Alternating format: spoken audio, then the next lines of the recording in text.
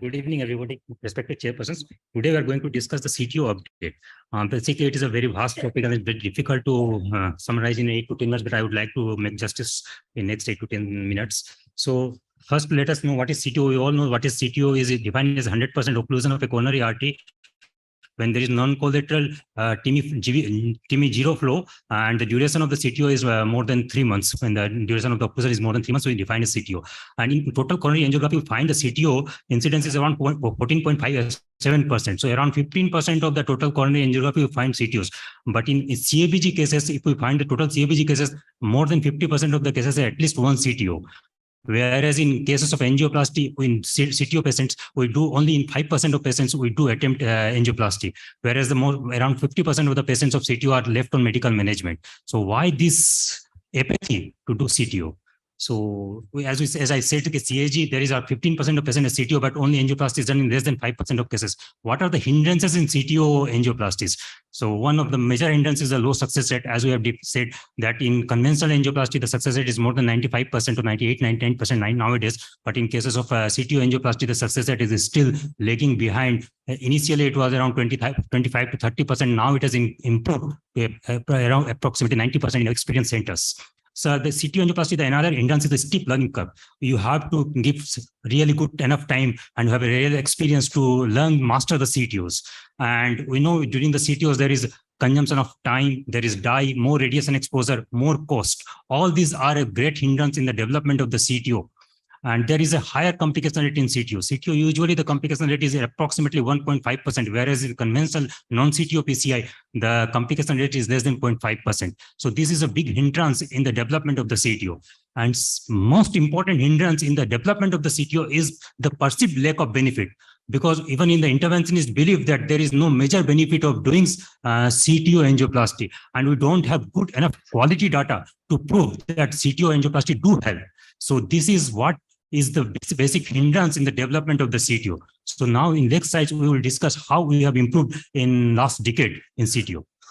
CTO is the final frontier for any coronary interventionist. So what has improved in the last 4 or 5 years? If we see the procedural outcome even in all-come registry or in non-experienced center still is 55 to 60%. Whereas if you go for the experienced center in the randomized trials or if looking for the registries from the experienced centers, we can find that the success rate can be as high as 90% or 89% in the recharge Japanese CTO trial. Also, they have seen the success rate of 88%, where they included patients more than 3,000 patients with CTO. So in experienced centers, the success of CTO angioplasty has improved from 55-60% to 90%. Or even nowadays, recently, the trial has been published where the success rate was more than 95% from the experienced center. So it takes time to learn CTO, but if you are comfortable with both integrated and retrograde approach, then the success can improve from 60% to 95%. And if we see the complication rate from the Japanese trial, the complication rate also 0.53%, which is as good as non-CTO PCI.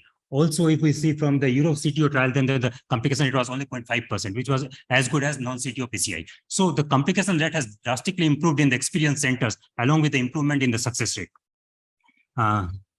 So why this success has improved over the time? So my previous speakers has already told about why this success has improved, because there is improvement in hardwares. We have now microcatheters, which has led to improvement in the success of the CTO PCI. There is CTO wires, dedicated CTO wires. Then there are dedicated balloons. The guide supports has improved. So all this has led to improvement in the success of CTO PCI.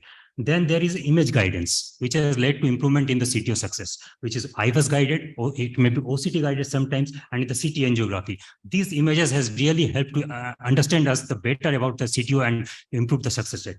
And most importantly, I believe still the improvement is because of the improvement in the skill set. Because we have learned about CTO over the last 1 or 2 decades, and we have tried CTO, then because of this improvement in skill set has led to improvement in the success of the CTO PCI. So skill set, I think, is despite all the hardware, despite all the image guidance, it is the skill of the operator, it is the perseverance of the operator that is most important. So if we see the CTO guide wires, my previous speakers have already told there are basically two types of dedicated CTO guide wires. One are polymer jacketed guide wires with tapered tip are like Fielder XT or XTA, and straight tip guide wires like Fielder FC or Whisper or Pilot series. The Pilot 50, 150 or 200 and moderate stiffness. The non-polymer jacketed guide are like if we go with the low tip stiffness as Cyan Blue, whereas high tip stiffness are Miracle series, which are used in flat. When there's flat stamp, we can use high tip guide wires. Whereas the tapered guide wires are Proceed and high tip stages are Gaia 1, 2, 3, which I will discuss.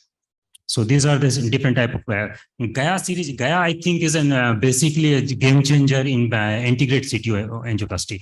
Gaia has increasing tip load and tip microcatheters increasing from Gaia 1 to 2 and 3. It is a composite core that leads to increased torqueability of the guide wire.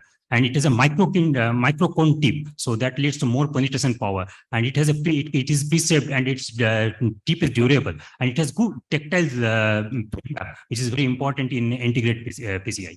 And moderate penetrating wire, when vessel course is known, then it is a Gaia series is very good, and it can be used both for drilling and penetrating strategy. So Gaia is basically a game changer in CTO PCI.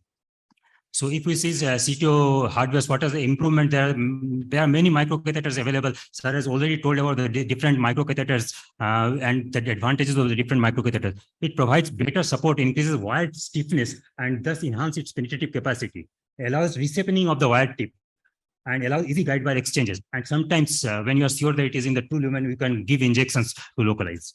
So microcatheter are preferred over OTTW balloons, and I will not go discuss the details about the different type of microcatheters. We know there is stringray and crossbows to integrate, dissect, and re-entry. So now there are different societies which has given different algorithms for crossing CTO. So basically, if there is an ambiguous cap, their distal vessel is underfilled, and there are good collaterals, which are good septal collaterals. And if the collaterals are straight away, we can go with the retrograde technique. Otherwise, most of the time we prefer to go with the integrate technique. And integrate technique, we should carefully analyze the angiogram. Angiographic, careful analysis of the angiography is the key to success of CTO integrated angioplasty. So apart from that, there are the EuroCTO algorithm is also there, which again says that we have to do the dual injections most of the time. If there is an integrated collaterals, then only we can leave away with the dual injection. Otherwise, dual injection is a must for a CTO PCI.